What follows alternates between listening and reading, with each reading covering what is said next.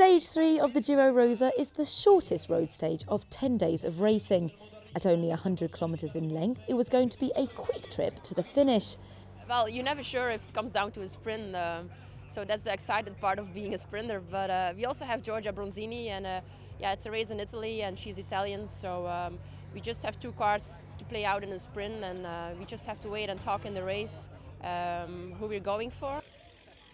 I really think that last year's stage win here was one of the highlights of my career. It's a really, really special race, and obviously coming back this year with an Italian's team, Ale Cipollini, you know, our goal is to get stage wins here. We're not here for the GC, so pressure's on. The stage began in San Fior with Anna van der Breggen as race leader, sitting 18 seconds ahead of Annemiek van Vleuten.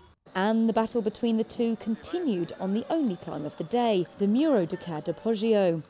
The pair pushed the pace right from the foot of the Category 2 climb, with Women's World Tour leader Kasia Niewiadoma ensuring that she stayed with all the GC contenders at the front. Only a few hundred metres in, the narrow, steep climb began to take its toll on some of the riders, and the peloton began to string out. The riders at the front kept tabs on Niewiadoma, especially as a single solo attack from her saw her take the overall victory at the OVO Energy Women's Tour by the very first day, just a few weeks ago. As the others kept pace, the pack began to break apart behind. Although short at only 1.3 kilometres, it is also mercilessly steep, hitting gradients of 19%.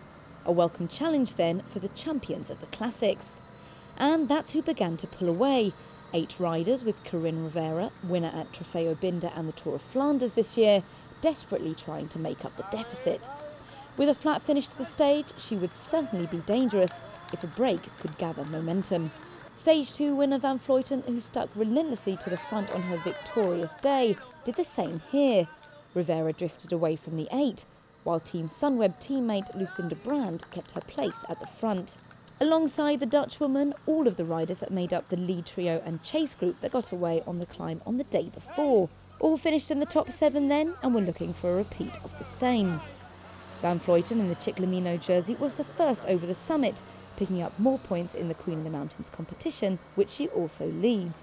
By that point, with 40 kilometres left in the race, Brand and Shara Gillow dropped back, and that signalled the beginning of the end for the break attempt. The 8 riders pulled out along the road, were all eventually swallowed back into the pack. Local hero Elena Cecchini enjoyed a brief escape on home roads, and by the time new Brazilian champion Clemilda Fernandes was allowed away, pursued by Cuban rider Ireda Garcia, the rush to the finish began. With only 10 kilometres remaining, a speeding pack spearheaded by Maria Alice Arzufi and defending champion Megan Guarnier swallowed the pair up and carried on flying, Canyon SRAM's Alexis Ryan doing the work to chase them down and set up her nominated leader Barbara Guarici. Lead-out trains were primed. At the head, Canyon SRAM, Wiggle High Five for Giorgia Bronzini or Jolien D'Or, and Boels Dolmans for world champion Annemarie Diedrichsen. Kirsten Wield's Silence was split up across the width of the road. Ale Cipollini ramped up the speed. Their lead-out train, including former world champion Marta Bastianelli, all set up for fast woman Chloe Hosking. Cervelo Bigler's Lotte Lepisto, without teammates to follow, searching for the best wheel. But into the closing 2 kilometres, Hosking's lead-out was down to 1, Anna Trevisi valiantly holding position. Canyon SRAM began to regather. Cecchini, with Barnes and Guarici following, leapfrogged the Ale Cipollini pair, and the stage was into its final kilometre. Just one more roundabout until the long, wide, straight finish, the perfect setup for a bunch sprint. Dutch champion Chantal Blaak ramped up the speed for teammate Diedrichsen, almost putting distance between them.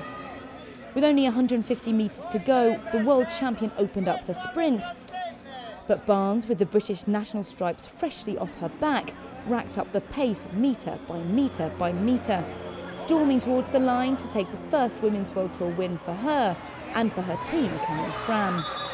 Lepisto took second, Wield took third. Malia Rosa van der Breggen finished in the bunch to retain her lead. 3k to go, I was in a really bad position. But I had Eleanor, or about 6k to go, say we had to get to the front for Barbara, because that's who we were going for, and I just thought, to get to the front to lead out Barbara, and with a K to go, Eleanor was in the front, and I just said I'm here, and yeah, I was just in a good place. And then 200 to go, I had Barbara on my win, and she said go, and yeah, I just went, and no one was coming around me, so yeah, I just kept going to the line. I think I was coming faster than Hannah, but the finish line was a little bit too early. But I'm super happy for her that she won, because she deserves it.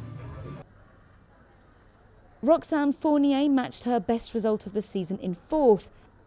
And in the GC, Lizzie Dinan drops out of the top 10 after finishing 32 seconds down.